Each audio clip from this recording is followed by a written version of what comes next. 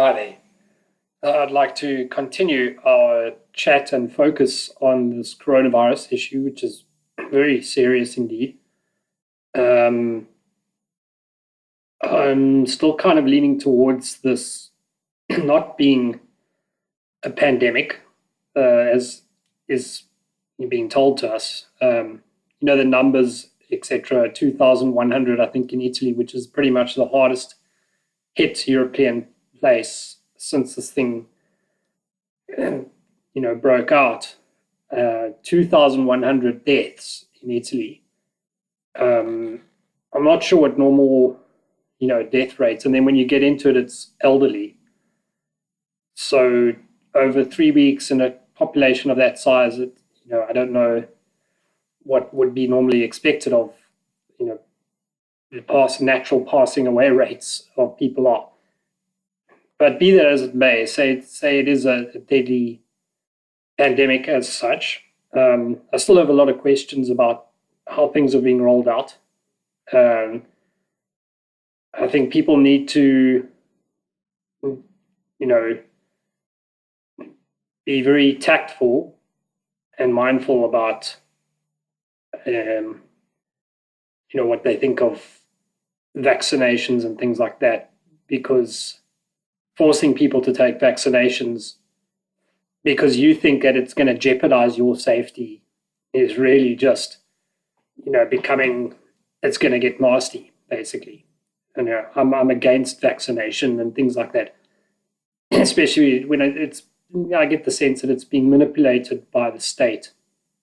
This could be manipulated by the state to roll that out, because there's been these restrictions on our movements, and it's all the stuff that counts. It's all the stuff that you like in life, running clubs, going on a vacation, running clubs after work, triathlon clubs after work, going on your vacation. But they've left us with the banality of going to work and trudging along on the London Underground, which to me is the highest infection environment from common sense. But they can never shut that down. But just the reaction in terms of big business, people that are working with infectious materials and things like that, where they should be just, if this thing is so serious, there should be a standardized test for everybody who, to clear them before sending them out through the system. As I know for first-hand experience that they're not checking that at all. You've got loads of staff working with infected materials in a hospital where there are patients and where this virus is lurking around. You can imagine they taking rubber gloves that they've been touching the patients with. It's a lot of various items that get touched and get moved around and get touched by someone else and by someone else. But it's a normal thing where the staff voice concern and then mention any kind of money, perhaps hazard pay or anything like that. But of course, then it's not such a serious thing. Oh, just wash your hands and off you go into the buses and trains and planes and wherever they're going, not planes. But anyway, so I'm a little bit skeptical about the treatment in some ways. They handling this thing as a deadly virus, but then, not stopping the highest infection places or preventing these places from being swamped with people. I mean, it's an absolute joke. The bus stops and, one of the buses, the head broke down, and then 100 people came off that bus and climbed onto the same bus that we were all on. And we just sat there. We've just read in the newspapers how they told people, don't go to pubs. And then, they're very clever as well. They didn't say we're shutting down the pubs, which would enable these small pub owners to claim some kind of compensation. No, they just told the entire public, don't go to the pubs, and jeopardize these little businesses and, basically going to squeeze them out of existence. A couple of weeks of no business for them could be absolutely catastrophic. be very hard to kind of bounce back. So, we've got to look at the options. Is this thing real? Um, and or is it this just purely an opportunistic thing by the state to really seize power? And unfortunately, we've seen them seizing power right before our very eyes, which is, to me, was what I said right from the start. I'm not afraid of coronavirus as I am of the state's response and all those little commissars out there, they've got their university degrees, and I think that they, have the right to dictate and behave like the commissars of old, telling us that we must take vaccinations and stop going on our holidays. And,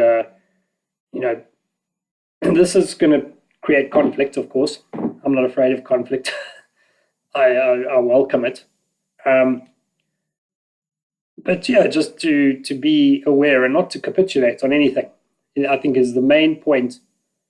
You've got your absolutes, and you say, well, the absolute is that we're not going to, take this vaccination or anything of a sort. And in fact, we could see them pressurize, people immensely with that, because they can say, well, you're not vaccinated, sorry, you can't travel abroad. It could become like they'll make it impossible for you, like a mafia, make you an offer you can't refuse. All these things that are adding up. Macron's comments were also just, there's a little insipid underlying. He's a little insipid man anyway. There's just something about him and Trudeau that's very, they seem to just have this irate look about them. But he made a comment of, we will return stronger. When they say we will be stronger, it's like diversity is our strength. They're normally referring to him and his mates who sit in chateaus in the Alps while the French people are rioting in the streets and have a laugh over a glass of champagne. So they will be stronger, and things will not return the way they were.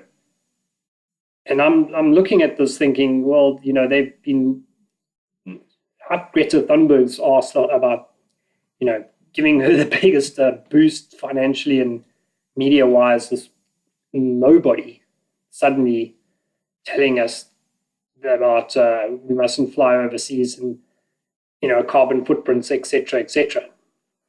And what I see possibly, is this a very long time and long-term shutdown of a lot of simple things that we could have in life, and which might become immensely inconvenient for the non-billionaire class, who can't fork out £3,000 for a flight, which maybe they'll put flight prices through the roof and put travel restrictions on forever hereafter. Who knows? While at the same time not turning the hordes of illegal migrants who came in with all sorts of other diseases anyway. Other minor ones like TB and AIDS. They, like Greece, they were apparently pouring over the border there just before this corona thing happened. So I wonder if the Greek government has now jumped in and got their military there, driving them with force back, as should happen, because now there's lockdown on all of us. So why not the illegal, invasion that's been taking place? So, of course, again, the things that the state does and the things that they're reacting to and the little commissars, helping them along the way. Again, the same arguments are cropping up again. And I see the same forces and the same people coming to the forefront. Unfortunately, we woke up too late in this thing, which is really tragic. 2016, the Trump vote Brexit vote, and people suddenly galvanize, and then they realize, like, oh, shucks, we don't have the power. We don't have the access to those control strings. Look at them. They've just shut down everything with a minimum of effort. Anything that counts, anyway, you know,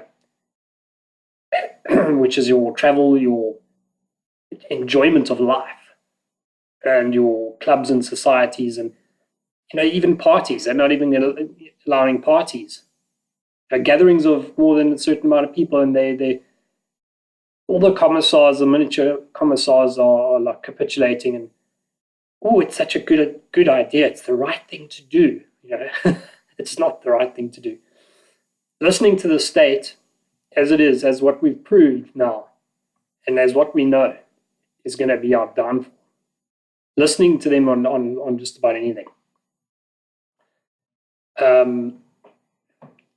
Yeah, so we're not sitting in a good situation either way. We're looking at shutdowns for quite a while. I see, I mean, can anybody out there envisage a scenario where they just suddenly click everything back to normal, and all the holidays are back on, and flights to Spain are back on, trips to Italy are back on? Can anybody foresee that? I don't envisage that. I don't know. It's possible. Anything's possible. But judging by that insipid little Macron's comment in the metro, I'm a little bit skeptical about what's coming, forward. I mean, if you think it's bad, it could get way worse with this state control.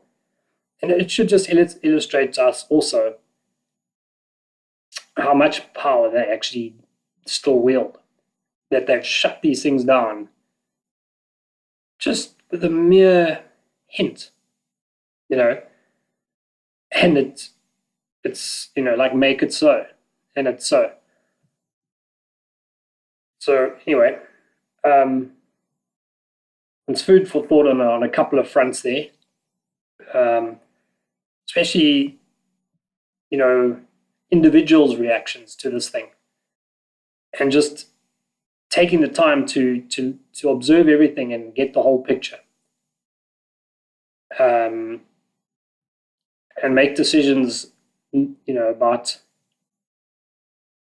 what's really going on. So that's all for now.